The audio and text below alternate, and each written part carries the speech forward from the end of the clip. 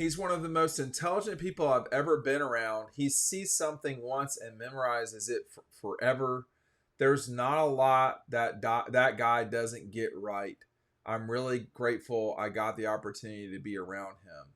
That was Dan Lanning, who is barreling towards a huge showdown this weekend with UW, talking about Kirby Smart. That's not the full quote, but it was on a program on YouTube. I'll get you the name of it in a second here. Those two were quite a dynamic duo, Matt, in their time together when Dan took over as the defensive coordinator just before the Texas game. From that point forward, they lost twice. So it was a real good run for Dan Lanning at Georgia, and that's what he had to say about Kirby. Yeah, he gets it, and he's watched from the best. We talked a lot about Kirby in the details. Everything, yeah, he cares about it all because at the end of the day, it's those little things. If you do the little things right, that's what we try to do at Dogfish. If you do the little things right, it's going to make an impact. And Kirby's like that, and Dan obviously saw that. But Kirby, he does a good job of getting his staff to do their best and elevate them as coaches and evaluators. And, those guys are out competing too. They work really hard. Dan Lanning has that type of work ethic. He's a winner and he's a competitor, and he's learned a lot from his time at Georgia, and you're seeing it. He's building an Oregon program that seems to be here to stay, and they're rocking and rolling. He's a great motivator. He's a great teacher of defenses. Has to go down as one of the best DCs in Georgia history for what he did, and he'll always be part of that 2021, arguably the greatest defense, one of the best defenses in college football history. And he's taken that to Oregon, and they play with that same discipline, that toughness, that physicality. Everything he learned at Georgia under Kirby, he's brought to Oregon, and that's why they might be the toughest, most physical team out there in the Pac-12. Is because he brought that Kirby style, that Georgia standard of football over Utah, but he took it to Oregon, and I'm not surprised by his comments. Dan loves to talk, and he's right in this case, Ryan. Let me just say this real quick, Ryan, before you get rolling. This is on Adam Brenneman's show, I'm going to call it. It's called Next Up, which is a fair amount of programs about there's Oregon, Oklahoma, etc. So it's a good program. That's where he was talking with Dan Lanning. Go ahead. Yeah, I mean, look, you just go watch a clip from 2021 and pause the screen on the defense and look around. I mean, yeah, a lot of those guys are really talented, but they developed some players, right? I mean, Jordan Davis was developed.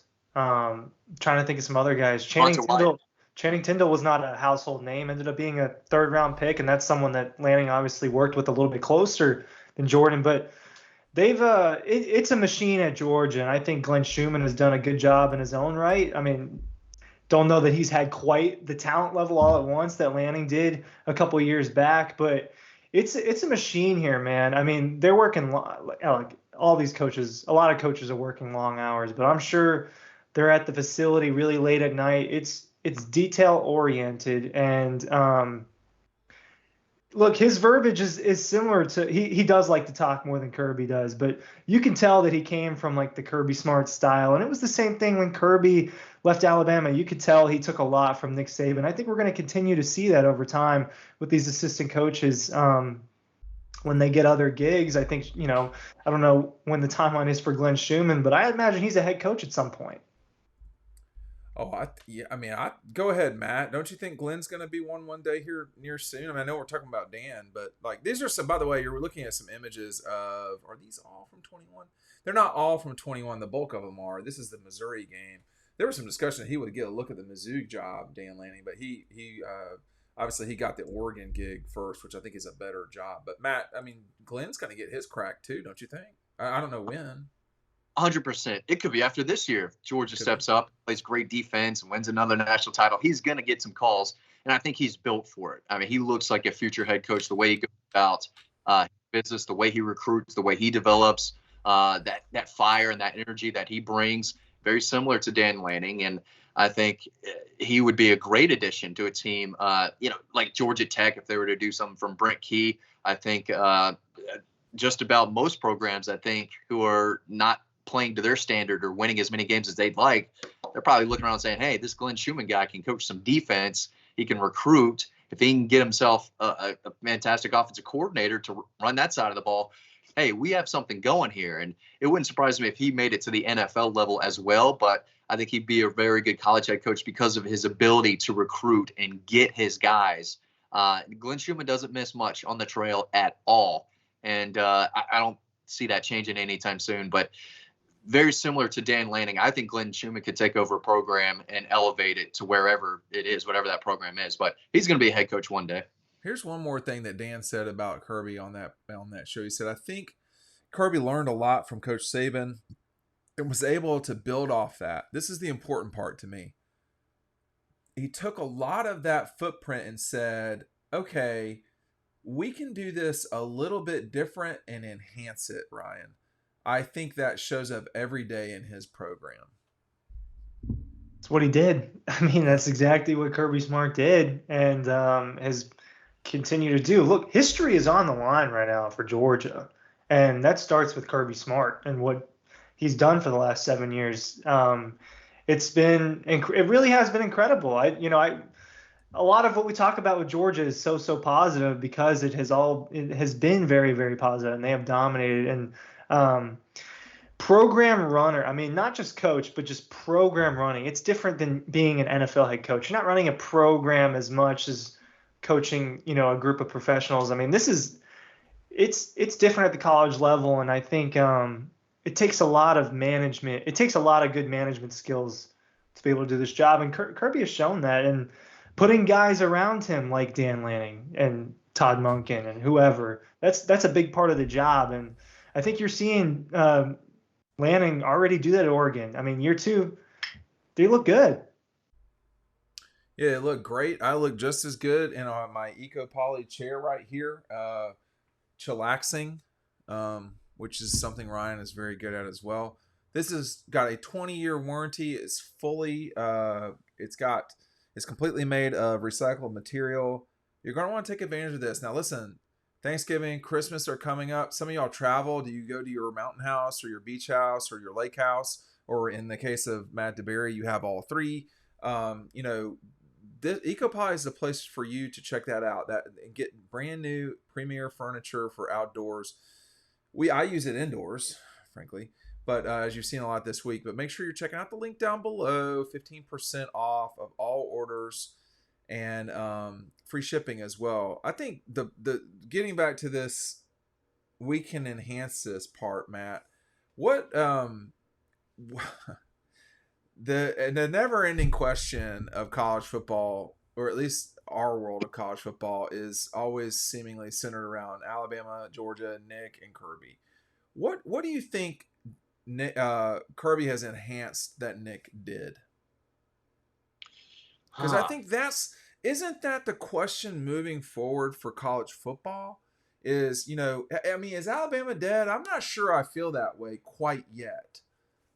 No, I think people have quickly forgot the recruiting class they just brought in. Those guys are just freshmen right now, but in a year or two, they're going to have several guys who will be in that first round and push them to another playoff. But they're going to be in that 12-team playoff like Georgia just about every year. You can go ahead and pencil them in.